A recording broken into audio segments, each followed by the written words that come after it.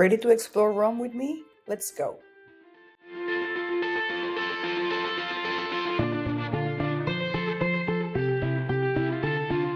My first stop wasn't actually the Colosseum, it was St. John in the Lateran.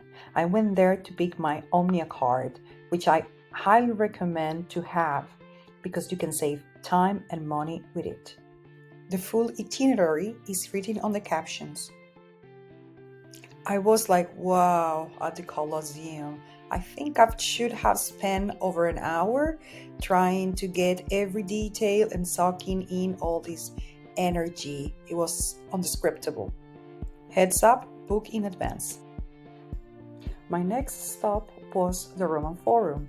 To be honest, I wasn't expecting it to be this big. I literally got lost several times trying to find some sites that I was willing to explore.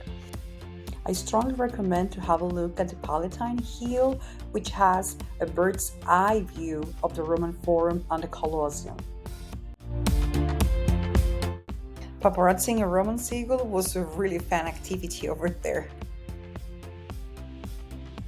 After was Altare of the Fatherland Storm. Get ready to climb a lot of steps and don't miss the glass elevator that can take you to the top for an amazing view of the entire city.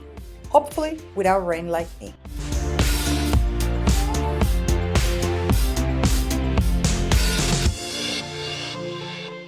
The day 2 started at the Vatican City, and I went straight up to the dome of St. Peter's Basilica for incredible views. I was amazed by the size of it. Every fresco, every sculpture, everything was extremely beautiful. And at a point, your neck starts to hurt because you're always looking up. It's just unbelievably beautiful.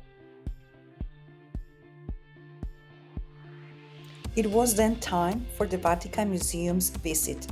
Yes, you need to book in advance as well. I was overwhelmed by the amount of gold statues and also people. It's very crowded, but also very, very beautiful. On my way back to the city, I strolled by Castel Sant'Angelo. I made a stop at the Pantheon, and oh my god, the oculus in the ceiling was just amazing. No words can describe the entire building, literally. Next in line was Fontana di Trevi, and yes, it was crowded and chaotic. But there I was, making one wish. Well, actually, two. Just in case. It was time then for my ritual Aperol Spritz at Piazza Navona, one of my favorites in town.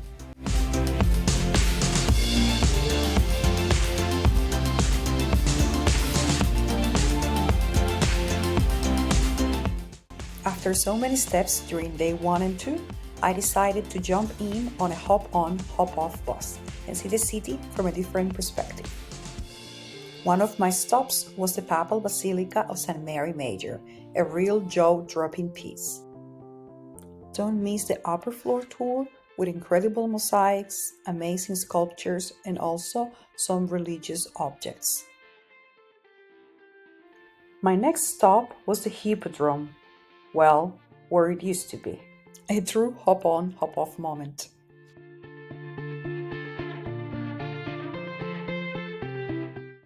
The Spanish Steps were next.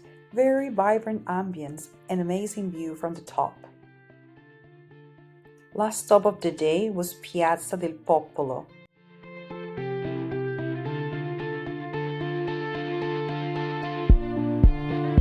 On my last day in Rome, I started with Teatro de Marcello, but unfortunately you can only admire it from the outside. Next was Santa Maria in Ariceli Basilica. Yeah, the one with lots of steps next to the Capitoline Hill. The stairs workout was definitely worth it.